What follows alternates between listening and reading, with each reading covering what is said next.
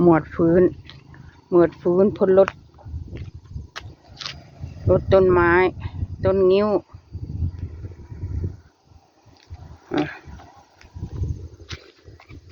เบิ่งมักแตงเพิ่นก่อนเด้อ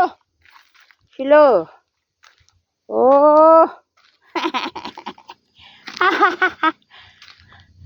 มักแตงว้ายเป็นละตัวมักหม้อล่ะแม่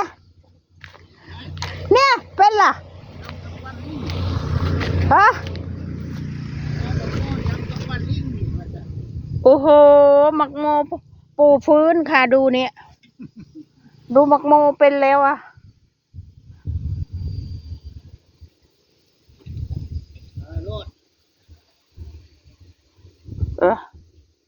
มักโมมักพริกมาปลูกสิบ่งามปะโทบ่ปูมักพริกไหมโอ้ยมันเป็นบุ่งเฮ้ยแหมมักแตงโมได้1 ลูกแล้วมีลูกนี่อีกได้เลยเดี๋ยวมีลูกนี่อีกว้าวโอ้มักแตงโมยังขึ้นน้อยๆทบัดนี่แตงโมซัมบักกระปุหำลิงเนี่ยเอ้ยน้องปูเนาะมักแตงโมให้ล่ากินบ่เด็ดอันนั้นอะไรน้ำพักหรือพระอิจูเนี่ยอันนั้นนะเขียวๆนะโอ้นั่นบ่หญ้าเพชรเฮ้ยใช่เหรอนี่หญ้าเพชรโอ้นี่โอ้บรรยากาศแน่นอนนี่โอ้นี่ชุดปุดโอ้ได้หลายลูกเลยเด้อแตงโมเพิ่นไหมโอ้ปูอันนี้น้อยแท้น้อยแท้หัวควันมักแตงโมนี่ไหมนี่ก็1 ลูกโอ้1 2 3 4 5 6 ลูกอะไร7โอ้จะปลูกอันนี้บดเลยเนาะมังโมพันอย่างว่าคือหน่วยน้อยปู่เจ้าคือบ่เอาทุเรียนมาปลูกทุเรียนไหมปลูกทดลองซื้อๆหรอกอันนี้เอาทุเรียนมาปลูกแล้วก็เอาลิ้นจี่มาปลูกเลยปู่เอ้ยอันนี้ผักหวานพร้อมอ๋ออันนี้ปลาเพก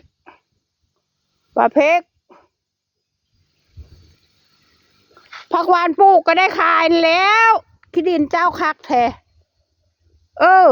ปุ๊สักไร่ว่า1 ไร่ไหม1 ไร่ใช่ไหมฮอดอยู่บน1 ไร่นะเนี่ยอันนี้ภูเหล็กไฟใกล้ๆค่ะดินปูฟื้นเพิ่นมาพัฒนาโอ้อันนี้หญ้าเพกในงามแท้จูงควายเข้ามากินโลดแตงโมเพิ่นก็ได้เจ้าน่ะเอาผักหวานกับอันลิ้นจี่เด้อปูเด้อได้ยินป่ะอันลิ้นจี่เด้อมึงแน่เขาได้ขายลิ้นจี่แท้อีหลีแล้วแล้วก็ผักหวานเอามาปลูกเลยนี่ซื้อเอาผักหวานผักหวานบ่ต้องปลูกมองหันอันนี้มันขี้ดินผักหวานอยู่แล้วบ่ปลูกหรอกผักหวานมันมีอยู่แล้ววะเอาขายเนาะเจ้าก็ได้แล้วมีเอาขายบ่10 ต้นก็ได้หลายเด้อเอามาอันนั้นมาแซมคือบ่เห็นขึ้น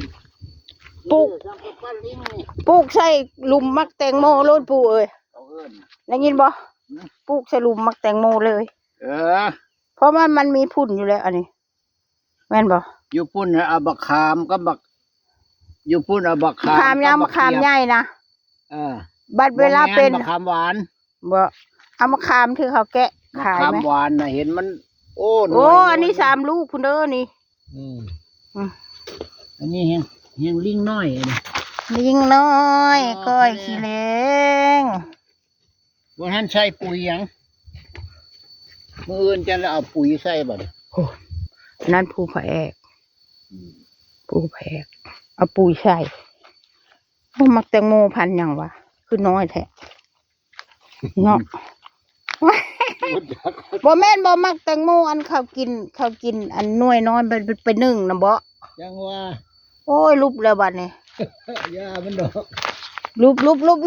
มันลาแล้ว เนี่ย มันหนาว ตีนปูพื้นเพิ่นเป็นคนขยันเด้ถ้าปลูกยางนี่บ่ได้มันเป็นพลานหินเนาะเด้นะพลานหินนี่ถ้าปลูกยางก็ตายมันเป็นพลานหินเลยปู่เอ้ย ลานหินแถวนี้ ปลูกผลไม้ปลูกเพลอนั่นแล้วอันนี้นะเนาะปลูกลิ้นจี่เด้อ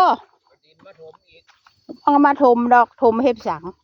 ถมมองนะมันลุก โอ้มองรูปหาเบาะโอเคเห็นด้วย อันนี้ภูเหล็กไฟนะคะใกล้ๆตรงนี้เ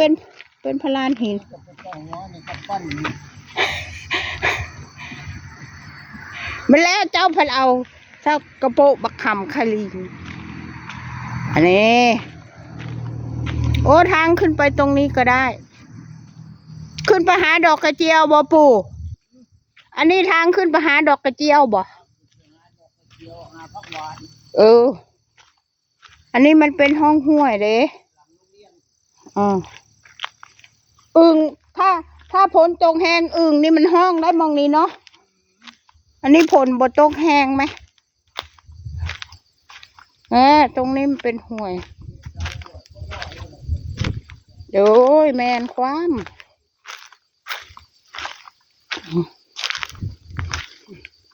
เป็นห้องห้วยลงไปฮอดปุ๊บมีท่อด้วยนะโอ้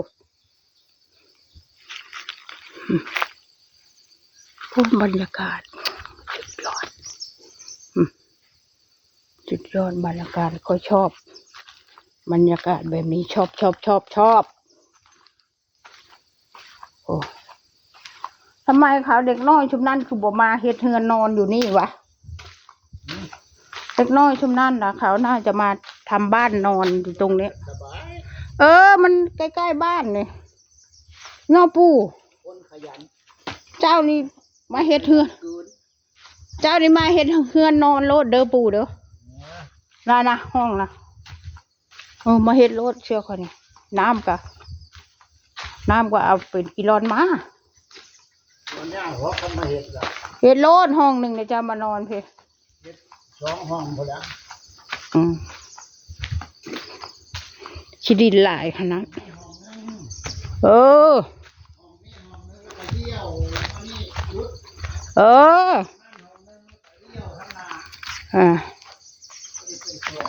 ใช่ไงตรงนี้มันเป็นแอ่งอึ่งอ่างอยู่แล้วนี่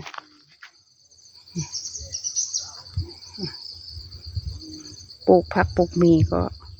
สุดยอดแถวนี้โอเคค่ะขอจบคลิปแค่นี้นะคะลืมกดไลค์กดแชร์กดซับสไครบ์กดกระดิ่งให้คุณยายด้วยค่ะขอบคุณค่ะ